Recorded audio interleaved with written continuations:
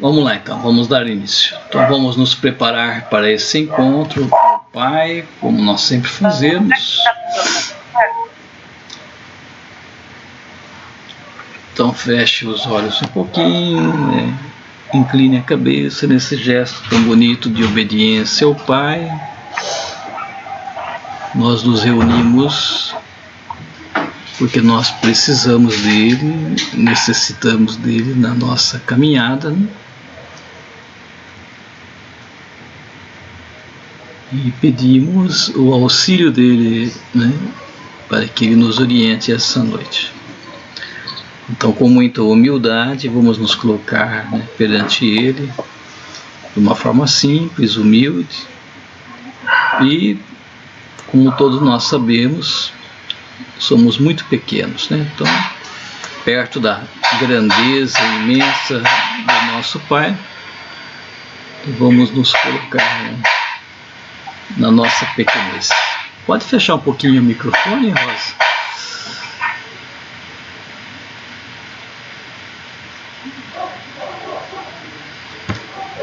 Isso.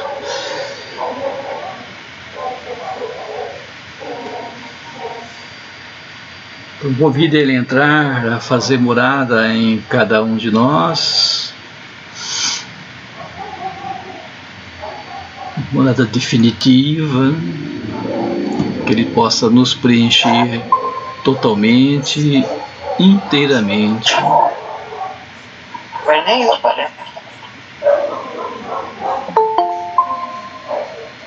Converse com ele, coloque as suas intenções para esse momento. Peçam que ele venha animar a todos nós essa noite, aumentar um pouquinho mais a nossa fé. Que ele venha abrir a nossa mente, o nosso coração, para entender melhor o que ele vai transmitir para nós.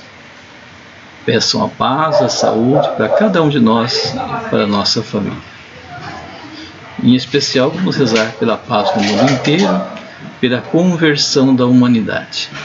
Invoquemos todos juntos a Santíssima Trindade, em nome do Pai, do Filho e do Espírito Santo.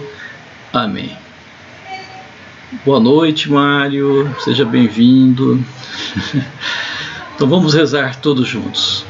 Abra os microfones aí. Vinde, Espírito Santo, enchei os corações dos vossos fiéis e acendei neles o fogo do vosso amor. Enviai o vosso Espírito e tudo será criado e renovareis a face da terra. Oremos. Ó Deus, que instruíste os corações dos vossos fiéis com a luz do Espírito Santo, fazei que apreciemos corretamente todas as coisas do mesmo Espírito e gozemos sempre da sua consolação.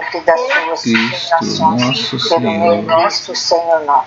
Amém. Amém. Então vamos proclamar o Santo Evangelho. Marcos 10, do 35 ao 45. Então fecha os microfones por causa dos barulhos, né? Então o Senhor esteja convosco, Ele está no meio de nós. Proclamação do Evangelho do nosso Senhor Jesus Cristo segundo Marcos. Glória a vós, Senhor. Naquele tempo, Tiago e João, filhos de Zebedeu, foram a Jesus e lhe disseram: Mestre, queríamos que faça por nós o que vamos pedir. Ele perguntou: O que quereis que eu vos faça? Eles responderam: Deixa-nos sentar um à tua direita e outro à tua esquerda, quando estiveres na tua glória. Jesus então lhes disse: Vós não sabeis o que pedis. Por acaso podeis beber o cálice que eu vou beber? Podeis ser batizado com o batismo com que vou ser batizado? Eles responderam: Podemos. E ele lhes disse: Vós bebereis o cálice que eu devo beber, e sereis batizados com o batismo com que eu devo ser batizado. Mas não depende de mim conceder o lugar à minha direita ou à minha esquerda. É para aqueles a quem foi reservado. Quando os outros 10 discípulos ouviram isso, indignaram-se com Tiago e João. Jesus chamou os 12 e disse: Vós sabeis que os chefes das nações as oprimem e os grandes as tiranizam, mas entre vós não deve ser assim. Quem quiser ser grande, seja como servo, e quem quiser ser o primeiro, seja o escravo de todos. Porque o Filho do Homem não veio para ser servido, mas para servir e dar a sua vida como resgate para muitos. Palavra da salvação. Glória a vós, Senhor. Então busquem ler novamente. Peçam a Deus que ilumine a cada um de vocês. Depois nós voltamos para fazer a partilha.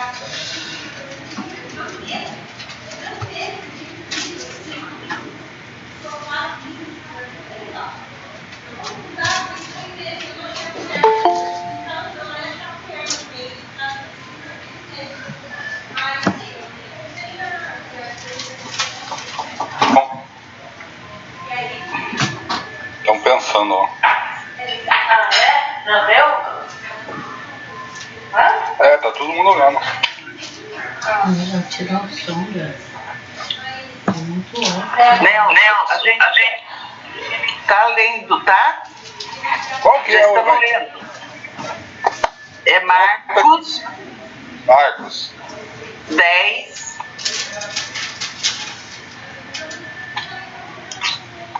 35 ao 45. Tá bom, do João e do Tiago, né? Isso. Eu vou desligar o microfone aqui, eu vou ler para eu, para Marli, tá bom? Tá bom.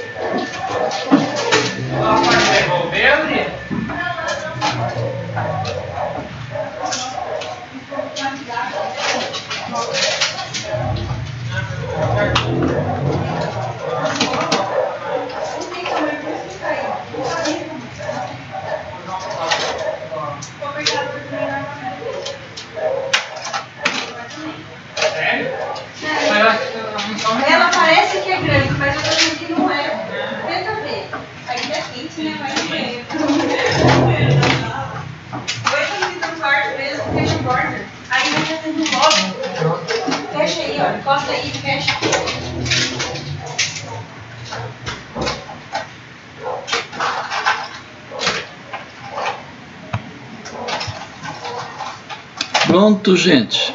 Deu para ler, meditar um pouquinho. Então vamos lá. Então eu vou dar só uma pinceladinha bem rapidinha. Depois vocês continuem e, na medida do possível, conforme for recebendo alguma iluminação aí, vão retornando para nós irmos aprendendo mais, né? Então, o evangelho de hoje é interessante que, mais uma vez, os discípulos não estão entendendo, né? Isso é grave, né? Os ensinamentos de Jesus. Ele tantas e tantas vezes ensina e se preocupa com as pessoas, se estão entendendo ou não, né, aquilo que ele está ensinando. E acontece então essa grande decepção, né? As pessoas ouvem a palavra, mas não conseguem entender e colocar em prática, e em especial os seus discípulos, seus próprios discípulos, né? Então Jesus vem ensinar de uma forma constante, de formas variadas, né, que nós estamos aqui nesse mundo, a exemplo dele, né, que temos que seguir para poder servir, né? Então o sentido da nossa vida, da nossa existência é ser Jesus, e no ser Jesus aquilo que ele mais fez foi servir. Então ele disse: eu vim para servir e não para ser servido, né? E ele então busca transmitir essa verdade para os seus discípulos, mas os discípulos estão caminhando, né, de acordo com o mundo, e não de acordo com a vontade de Deus, né? Então a preferência deles, né, assim como de todos, né, seria pelos prazeres, né, pela vida mais fácil, né, pelo poder, pela fama, pela glória, né? Então demorou para eles conseguirem entender que não era esse o caminho, né? O caminho é outro. E vem aí então Tiago e João pedindo para Jesus, né, que um sentasse à sua direita, né, e o outro sentasse à sua esquerda, né, quando Jesus estivesse na sua glória, né?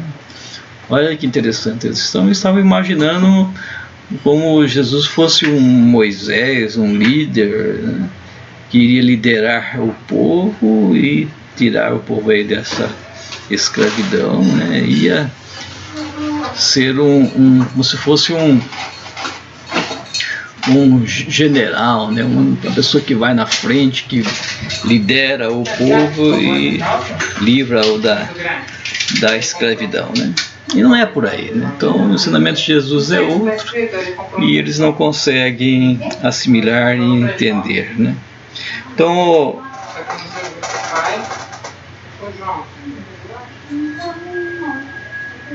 Então o sentido é totalmente diferente, né? Então gostaria agora que vocês colocassem, né, o que vocês entenderam da palavra, né? Tanto tempo nós refletimos na leitura orante a importância do desapego, né, que é justamente isso que Jesus está ensinando para os discípulos agora, né? Colocar Deus em primeiro lugar, não as coisas do mundo, né? Então como é que está a nossa aprendizagem, né, em cima de tudo isso? O que vocês têm a dizer? Vamos lá, quem quer começar? Não, é porque você gosta meio grandinho mesmo. Vai eu começar. Então vai. Eu acho que eles não entenderam nada naquela época, né? Eles não estavam entendendo o que era realmente para servir, né? E acho que hoje, ainda nos nossos dias de hoje, a gente também não entendeu ainda, né? Infelizmente. Principalmente nas pastorais a gente enxerga muito isto, que às vezes a pessoa quer ser maior do que o outro, quer fazer mais do que o outro, né? Mas para se aparecer, não no sentido de servir, é o que a gente tem que fazer. Eles esperavam uma pessoa de poder, né? Naquela época. E é o contrário, né? Jesus veio, mas ele veio para todos, né? E ele veio para servir. E nós também temos que seguir isso. Então eu vejo um pouco assim. Que ainda hoje, às vezes, a gente se esquece realmente por que Jesus veio, né? A gente lê tanto o Evangelho, é o que o Luizinho falou, né? Do desapego. Então, a gente precisa estar cada vez mais se policiando, tentando entender realmente o sentido nosso nessa vida, né? Para que nós viemos? Por que nós estamos aqui? Então, o nosso lugar qual que é? Então, fica essa reflexão. Muito bem. O que mais? Quem quer continuar? Conceição, quer falar, Conceição? Não tem muita coisa diferente, né? Eu estava pensando exatamente o que a Isa já falou, né? No desapego, né? E os discípulos estavam entendendo bolufas, né? Porque Jesus veio para servir e estava esperando um rei, né? Um exército, um rei para mandar. Então Jesus veio totalmente oposto do que eles esperavam, né? Então, eu acredito assim, eles teve muita dificuldade em entender, né? Tanto que não estava entendendo, estava disputando quem seria o maior no reino, né? Que eles não tinham entendido que Jesus tinha vindo para servir, não para ser servido, né? O próprio Jesus explicou para eles, né? Que ele veio para ser servido. Então, ele deu o exemplo que a gente está aqui para servir, a gente não está aqui para ser servido, né? A gente está aqui para servir, para ajudar quem precisa, né? A gente não está aqui para disputar lugar, porque o reino de Deus para nós não é uma disputa, né? Não tem que ficar disputando quem é mais, quem é menos, quem vai sentar à direita, quem vai sentar à esquerda, né? Que para Jesus todos nós somos iguais, né? Então não cabe a nós decidir onde a gente vai ficar no reino dele, porque ele não estava entendendo nada, né? Meio cabeça dura, que nem nós mesmo, né? A gente não entende, né? É muito difícil, não é tão fácil assim de entender. A dificuldade que eles tinham era essa, que eles não tinham entendido ainda, né? Quem era Jesus e exatamente o que Jesus veio fazer, né? Eles esperavam uma coisa diferente, podemos dizer assim. Estavam meio que decepcionados, né? Esperavam um rei mandão, um rei com um exército, um rei cheio de poder, né? Jesus totalmente o oposto, né? Como os nossos planos é um e o plano de Deus é outro. Então, a gente vê as coisas de uma forma, Deus vê de outra, né? Então, a gente tem dificuldade de entender qual é a vontade de Deus, porque né, a gente pensa uma coisa, a gente é fato, a gente é fraco. A gente espera uma coisa, a gente pensa uma coisa, só que o nosso plano é um, o plano de Deus é outro. Tanto que não adianta na vida da gente mesmo, né? A gente tem isso como exemplo, tudo que a gente planeja, que a gente fica esperando, planejando e rezando para aquilo vai acontecer, de repente não acontece. Por quê? Porque eu não estou colocando a vontade de Deus naquilo, eu estou colocando só a minha vontade. De repente não é aquilo que Deus planejou para mim, não é a vontade de Deus na minha vida, né? Nós temos essa fraqueza, essa dificuldade de entender. Eu tenho essa fraqueza, né? De entender qual o plano de Deus para mim. Eu, tanto assim, nas minhas orações, eu peço sempre, né? Discernimento para mim entender, né? Qual é a vontade de Deus para mim, qual é o plano de Deus para mim. É tão fácil de entender. Porque a gente pensa com a nossa fraqueza, com os desejos da carne. Deus, não, é diferente, é totalmente o oposto, né? Então é difícil, eu sei que só para mim, né? É difícil a gente entender se qual que é a vontade, qual é o plano de Deus, qual é a vontade de Deus na vida e qual que é a minha. A gente fica batalhando para mim é vontade, eu quero isso, eu vou fazer isso, né? Mas é a minha vontade, e a vontade de Deus. Eu acho que mais aprender a ouvir mais a palavra de Deus, ouvir mais Deus, colocar mais Deus na nossa vida e ouvir mais, né? Qual que é a vontade de Deus na nossa vida, né? Que muitas vezes a gente fica vendo, pensando só na nossa vontade, não pensamos, né? Se é isso mesmo que Deus quer. Muitas vezes não é a mesma coisa, né? Meu plano é um, o plano de Deus é outro. Muito bem, Conceição. Quem mais? Fique à vontade. Quem quer continuar? Vai lá, Mário.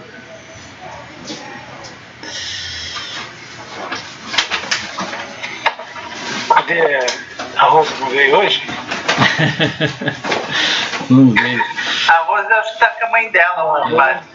Ah, é? Então tá bom. Então vamos lá. É legal esse trecho do Evangelho, né? Porque é uma oportunidade de a gente se colocar aí, né? Mais uma vez, como a gente deve fazer, nós nos colocarmos, né, nesse contexto, para ver onde a gente se encaixa aí, né? Usado aqui o despertar aí primeiro nos dois filhos de Zebedeu aí, que eles têm uma certa vaidade com relação a conduzir, a dominar, a liderar, né? Jesus já mostra para ele que para você ser líder não é tão simples assim, né? É exatamente o contrário do que eles estavam pensando, né?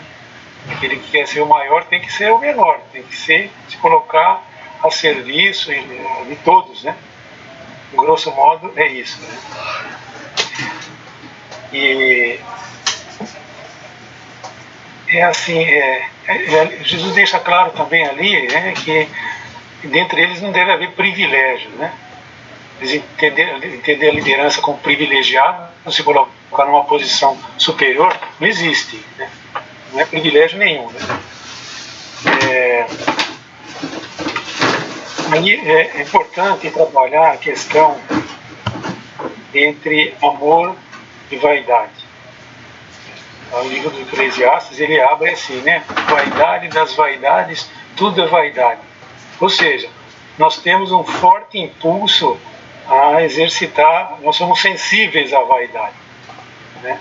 Quando a gente menos se percebe, a gente assim vai descendo, né? É assim? Então Jesus deixa bem claro isso, né? A vaidade não é ser líder, né? Ser o maior, não pode ser um ato de vaidade, e sim um ato de amor. Porque aquele que quer ser o primeiro tem que ser o último. O último que Jesus diz não é assim o seu bobo, né? Pelo contrário, né? Esse que é o líder, que quer se colocar no lugar inferior, aquele que serve a todos, é um ato de sabedoria, né? Essa sabedoria, ela é despertada pelo amor ao próximo. É simples assim, simples de se falar, mas difícil de se cumprir. Porque como humanos, né, nós temos essas fraquezas, né? Conduzir, então, quando eles falam isso, não é explorar, né? Nem oprimir, que nem faziam os líderes que Jesus cita ali, né? Os líderes ali, eles oprimiam, exploravam o povo, com impostos, com normas que só favoreciam as classes superiores, né, as que estavam ao redor das lideranças. Então eles se favoreciam o bem-estar em detrimento do mal-estar daqueles que estavam sendo explorados. E isso é no decorrer da história da humanidade, é assim. Por isso que Jesus vem falando, né? Aquele que quer ser o líder, quer ser o líder, né? Essa liderança, ela deve ser desenvolvida através do amor. E ele é o exemplo, né? Eles queriam ficar do lado de Jesus, um do lado direito, outro do lado esquerdo, não tem isso, né? É assim que funciona. Então esse servir aí nesse evangelho está justamente ligado ao liderar. A liderança é se pôr a serviço dele. A questão da vaidade também é o que eu já falei, né? Então nós podemos citar aqui um exemplo, né, bem assim para a gente, né? A questão do Papa Francisco, né? na posição de Papa, líder da Igreja, ele se coloca a serviço de toda a humanidade, principalmente dos irmãos católicos e católicas, né? Como exemplo, ele no topo, né, da hierarquia da Igreja, né, ele é o que serve a todos. É essa a missão do Papa, é aquele que serve a todos, né? A escala, a hierarquia da Igreja deve ser diferente da nossa. O mais importante está embaixo, é de baixo para cima. Então é o Papa, os cardeais, depois os arcebispos, os bispos, e assim por diante, né? O mais importante é o povo de Deus que está lá em cima. São sustentados pela Igreja, que é liderada pelo Papa. Esse é um bom exemplo para a gente entender, né, essa questão da liderança. Então esse Papa Francisco, ele assume literalmente essa posição da humildade, né? Ele se recusa à riqueza, se recusa aos privilégios, né? Agora, ele como líder, ele é uma pessoa super influente na sociedade do mundo. Então ele tem que estar numa posição. Isso não se coloca num grau de superioridade, né, como pessoa. Mas, enquanto cristão, ele se coloca na base da sociedade. É aquele que está disposto e pronto para servir a todos. Então, através das encíclicas, através da popularidade que ele tem, das coisas que ele fala, das coisas que ele escreve, né, ele está exercendo exatamente isso. Ele tem essa responsabilidade de ser aquele que serve, né, e nos dá o exemplo desse. Então, eu acho que é por aí, né? Então é assim, importante não confundir o amor ao próximo, que é o agir por amor, com a vaidade, que é o amor a si próprio. Então é importante a gente trabalhar isso, para não nos deixarmos levar para pedir para Jesus ficar do lado direito e do lado esquerdo dele, né? Aí é difícil. Se quiser ficar do lado direito e do lado esquerdo, vai ter que ficar lá embaixo na pirâmide. Eu acho que é aí que o exercício, no meu ponto de vista, é esse, que não é fácil.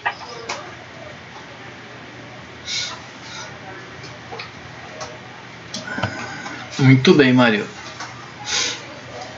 O Wagner quer falar hoje, Wagner? Você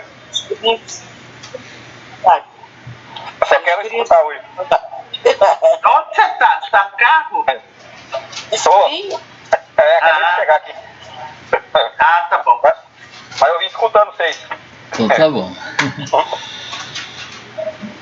A gente fez aniversário, Marli, aniversariante, não quer falar? Não, eu acho que falaram bonito aí, né? Viu, Ilza?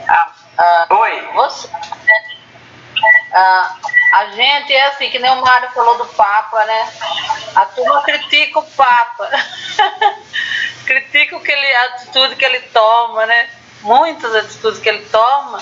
Nós, católicos, critica ele, gente. E ele está no lugar de Jesus, né?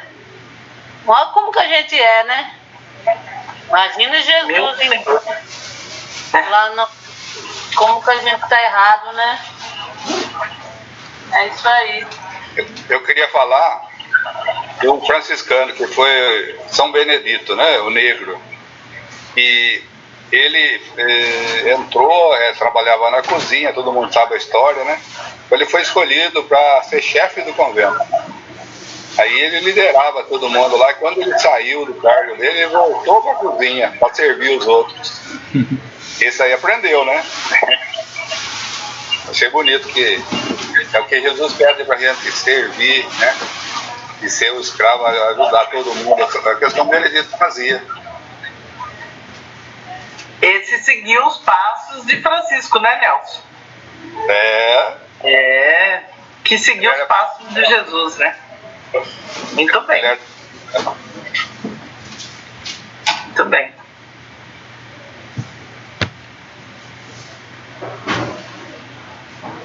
Muito bem. Eurico, não vai falar, Eurico? Faço das minhas palavras as do Wagner. Eu só vou ouvir. Quem mais que não falou? A Rosa? Não? A Cris tá aí, Luizinho? Não. Tá aqui, tá mexendo aqui nas coisas. Ah, tá. Ela não tá aí perto, né? Não. Ela não quer falar. Quer falar, Cris? Ah, tá. Não. Eu tô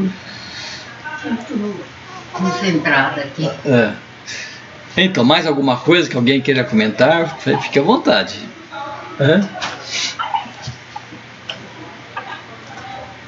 O Jesus tocou, eu acho bonito isso, né? Naquela época era assim, hoje também, né? Os governantes, eles oprimem, tiranizam, né? Não mudou nada, né, Mário? Os governantes sempre fazem assim, né? Em vez de trabalhar no benefício do povo, para ajudar o povo, acabam dominando e aproveitando do povo, né? Dos seus cargos, né? Era assim na época de Jesus e também hoje continua do mesmo jeito, né? Até outro dia eu ouvi falar sobre não sei se ele está ainda lá, não sei te dizer com certeza, o presidente do Uruguai, né? Você está sabendo, Mário? Que ele tinha só um Fusquinha, não tinha nada, a casa dele e um Fusquinha, né? E ele... Sim, a Mojica. A Mojica. Mojica. E ele saiu sem nada, né? Ele continuou com o Fusquinha e ele tem uma horta no quintal. Isso. Mas uma sabedoria. Então, né? Precisamos de pessoas assim, né? Para poder essa condição, Luizinho, vai em todas as condições da vida, né? Começa dentro de casa. Esse exercício de ser o menor começa dentro de casa, no trabalho, na sociedade, na igreja, né? A gente tem que exercer isso em todos os lugares que nós convivemos, né? Esse que é o exercício, né? Começa em casa, né? Na família, depois no trabalho, na sociedade, na igreja, no clube, né? Assim, na fraternidade. Tem que ser o mesmo em todos os lugares, né? Não pode fazer diferença, né, Mário? E aí que está o problema, né? As pessoas têm um sentido diferente, né? De aproveitar, né, do outro para subir de cargo, de ganhar mais, né? A prática da injustiça. Então tudo isso é terrível, né? Esses dias eu estava lembrando, Ilse, daquela vez que nós fomos lá no Alphaville, lembra? Fazer leitura orante. Você lembra disso? Eu não sei se o Mário foi junto. Lembro. Viu, Mário?